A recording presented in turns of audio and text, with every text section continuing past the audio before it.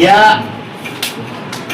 सगळेजण इथं आपले जीवाभावाचे सहकारी, सगळे आपले पत्रकार बांधव आणि खऱ्या अर्थानं प्रत्येक इथल्या शिलेदाराचं या जिल्ह्यातल्या शेतकऱ्यांना दर मिळवून देण्यासाठी गेले 2009 पासून जुने सहकारी असतील, नवीन त्यानंतर आले असतील, काही गेले असतील, परत आले असतील किंवा नवीन काय आले असतील, या सगळ्यांचं सहकार्य आणि त्यांच्या कष्टातून खऱ्या अर्थानं आपल्या शेतकऱ्यांना आज 400-500 कोटी रुपये आपण एका वर्षी वाढवू शकलो. इथून पुढच्या काळामध्ये सुद्धा खऱ्या अर्थानं आपला ऊस पिकवण्यासाठी आज नांगरटीचा खर्च 2000 वरनं 2500 वरनं आता 2800 गेलेला आणि प्रचंड महागाई एका बाजूला वाढली. अगदी 500 रुपयाला येणारा मजूर गडी ती 700 रुपयावर गेलेला आहे. 300 रुपये 250 रुपयाला येणारी आपली माता भगिनी कामाला ते आता 350 रुपये हजेरी द्यायला लागले. आणि मग खत एका बॅग माग 50 किलोच्या 800 रुपये वाढले. अशा अनेक प्रकारे ऊस पिकवताना आपल्याला भयानक खर्च वाढलेला आहे आणि त्या पटीत आपल्या ऊसाचा दर वाढलेला नाही.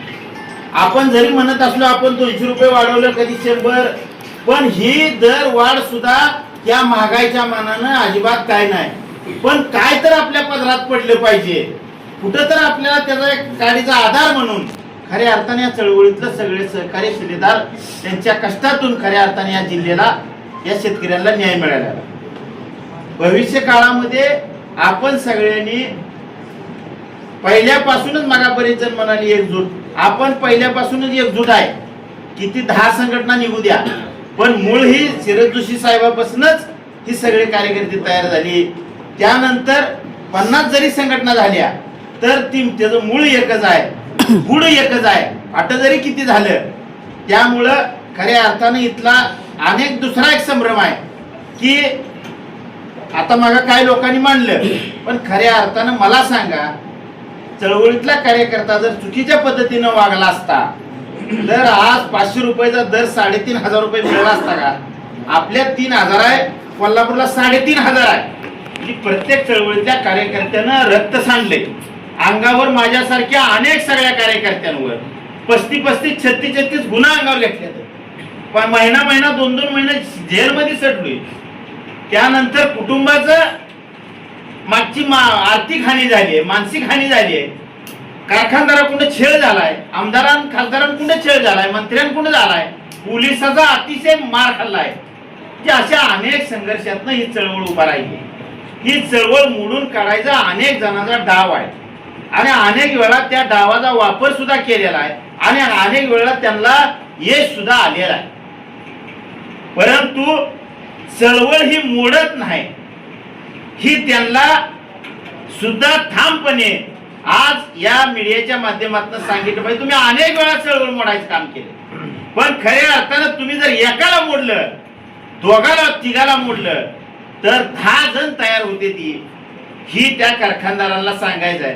कारण जेवढा प्रेशर आणून तुम्ही दाबताय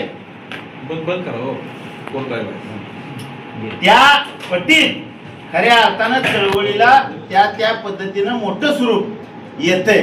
आणि आपण या सगळ्या इथल्या शिलेदारांनी प्रत्येक शेतकऱ्याचा आपल्यावरती विश्वास आहे.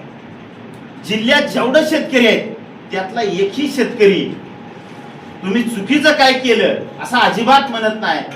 कारण त्या शेतकऱ्याला माहित आहे की ही पोरं जर रस्त्यावर उतरली तर खऱ्या अर्थानं आपल्याला काय ना काय पदरात दिल्याशिवाय ती महागा हटत नाही. ती तर आपल्या चळवळीतल्या सुद्धा सगळ्या कार्यकर्त्यांनी एकजुटीनं, म्हणजे आता मला चळवळीत मी कसा आलो तर अध्यक्षांनी खऱ्या अर्थानं मला चळवळीत आणलं. खाज्याचं पोत सुद्धा देत नव्हती गांधीच्यात, आम्हाला खाजच मिळालं नाही. आणि त्यावेळेला माझ्या शेजारी उभा राहिलेला दिलीप बागर, त्याने अध्यक्षा नंबर कुठं ठेवला होता आणि त्यांनी फोन केल्यानंतर तिथं 5 मिनिटापूर्वी खाजर एरिया नाही म्हणले आणि 10 मिनिटांनी पाहिजे तेवढी एरिया घेऊन जावं. मग काय लगेच तरक खाली झाली का 10 मिनिटात? पण ती अध्यक्षाला माहित होतं की नाही दिलं तर कृषी सहाय्यकाला सांगायचं, तालुका कृषी अधिकारी, आणि मग ते दुकानावर कारवाई करायची, त्याची तपासणी करायची. त्या भीतीपोटी त्यानं आम्हाला ही घ्यायची. मग एखाद्या काम जर चळवळीच्या माणसापासून होत असेल तर त्यावेळेला कळलं 2009ला की चळवळीमुळं खऱ्या अर्थानं शेतकऱ्याला न्याय मिळतो, आणि मग चळवळीत प्रवेश झाला. म्हणून आज आता किती जरी कोण किती मोठा झाला, कोण सचिन संचालक झाला, मी चळवळीत आलो किंवा अनेक कोण जरी काय झाले, तर आम्ही अध्यक्षालाच मान सन्मान देतो. आणि खऱ्या अर्थानं त्या माणसाने ही चळवळ उभा केली. हो का, शाळेला जाणारा माणूस चुकत असतो, त्याला एक विषय जाईल, 4 मार्क जातील, कधी ती पास बी होईल, कधी IPS अधिकारी होऊ शकतोय. पण जी शाळेलाच जात नाही, जी घरी बसतो या, त्याचा विषय बी जाणार नाही, ते अधिकारी होणार नाही, ती शिकणार बी नाही. त्यामुळं काम करणाऱ्याच्या हातनं चुका होती, पण ती चुका हळूहळू हळूहळू प्रत्येक वेळेस दुरुस्त करत जावं, त्याला न्याय कसा देता येईल ही बघितलं पाहिजे. आणि आपल्या सगळ्यामध्ये एकजूट पहिल्यापासून आहे, ती आणखीन घट्ट झाली पाहिजे. आणि कारखानदारच्या विरोधामध्ये जे आपला लढा आहे, ती खऱ्या अर्थानं साखरेला भाव किती पाहिजे, आपण साखरेवर बोलतोय, पण त्या ऊसापासून किती पदार्थ तयार होत आहेत, त्याच्यापासून बग्याज होते, मळी होतीये, राख होतीये, त्यापासून साखर होतीये, लाईट होतीये, दारू तयार होतीये, इथेनॉल होते. म्हणजे सगळ्याचा हिशोब कारखानदार आपल्याला देत नाही, ती पण ते प्रकल्प कारखान्यावर ज्यावेळेला उभा करायचा असतो या त्यावेळेला मात्र आपला 5-10 हजार रुपये शेअर कट केला जातो. पण त्याचा हिशोब आपल्याला दिला जातो का? अजिबात दिला जात नाही. आतापर्यंत जेवढं उद्योग उभा केलं पाईप प्रोजेक्ट, त्याचा एकाचा हिशोब या कारखानदाराने दिला नाही. फक्त साखरेचं टेंडर कसं जातंय आणि त्याच्यावर दर ठरवला जातो. पण आज प्रत्येकाला वाटतंय मग काय सांगितलं आपल्याला 5,000, 5 ना 10,000 दर मिळेल. पण ह्या चळवळीमध्ये आज किती लोक काम करतील? 1000 लोक काम करतील. तिथं 10,000 लोकांनी जर काम केलं तर खऱ्या अर्थानं दर वाढू शकतोय. कोल्हापूरला आपल्यापेक्षा संख्या जास्त आहे, तिथं 500 आगाव आहेत, तिथं ऊस 12 महिन्यात जातो, इथं 16 महिने रानात राहतो. या सगळ्यात जास्त साखर पिकवणारा सोलापूर जिल्हा आहे, आणि सगळ्यात चांगला उतारा आणि चांगली रिकव्हरी ही खऱ्या अर्थानं सोलापूरमध्ये आहे. परंतु आपल्या थोडी ताकद कमी आहे म्हणून आपल्या 4-5 कमी, आपल्यापेक्षा काही ठिकाणी आपल्याच जिल्ह्यामध्ये मोहोळला दक्षिण उत्तरात थोडी ताकद कमी पडते. इथं सुद्धा आपल्यापेक्षा 100-200 रुपयाचा फरक पडतोय. जिल्हा तीच आहे, ऊस तीच आहे, पाणी तीच आहे, तीच नदी खाली जाते भीमा. म्हणजे जिथं उठाव पाहिजे, ताकद एकत्र आल्याशिवाय, हिशोब मागितल्याशिवाय ती चेअरमन भेट नाही. चेअरमन भेटय कशाला?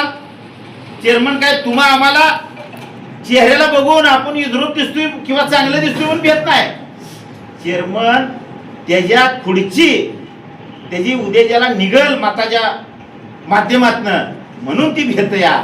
त्यामुळं आपली संख्या आणि सभासद भविष्यामध्ये चळवळीमध्ये वाढले पाहिजे, त्याच्याशिवाय आपल्याला दर आगाव मिळणार नाही.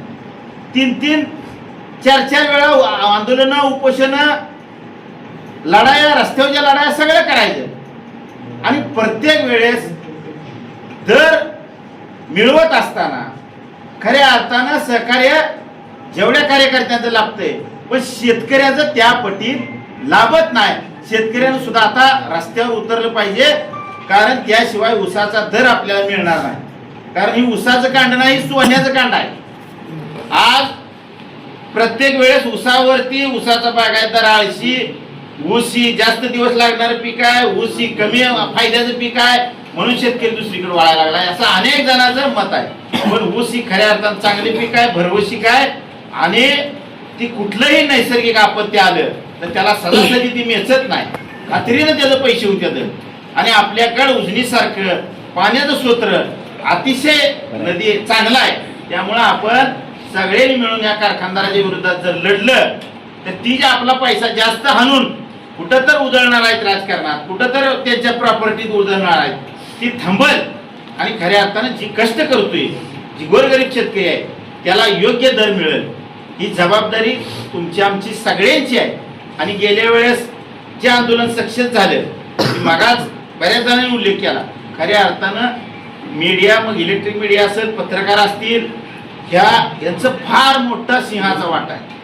अतिशय त्यांनी जबरदस्त आंदोलन उचललं आणि त्यांच्यामुळं घराघरात माहिती झालं, संख्या वाढली आणि मग खऱ्या अर्थानं आपल्याला न्याय मिळाला. अनेक कार्यकर्ते गव्हाणीत जाऊन बसले.